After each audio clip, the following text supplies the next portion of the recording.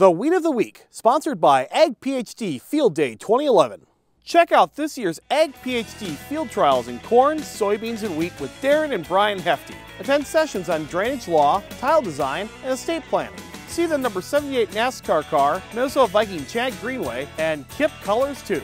It's all at the free Ag PhD Field Day on the Hefty Farm, July 22nd.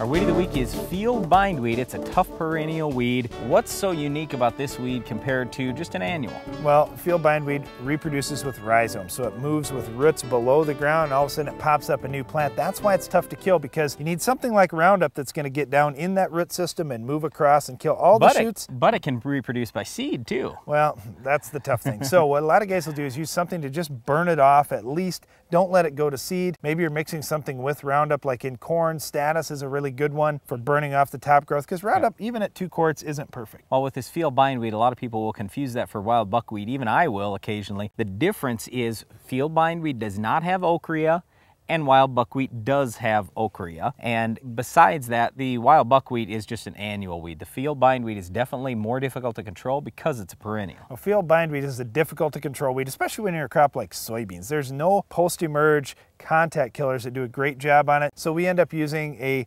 crop like Roundup Ready crops, where we can use Roundup, or Liberty Link crops where you can use a high rate of ignite, and those will do a decent job on field bindweed. Yep, when you go to wheat, it's difficult too. Wide match, I think, is not too bad. That stinger in there is pretty decent, but it's really tough in some of these crops. That's why you've got to keep it down with your burn down. Tillage will help a little bit, but tillage sometimes will spread that field bindweed out too. Well, field bindweed is a really tough to control weed. It produces by seed and by rhizome, so get it under control on your farm. That's all time for this week's weed, but there's more Ag PhD to come after this.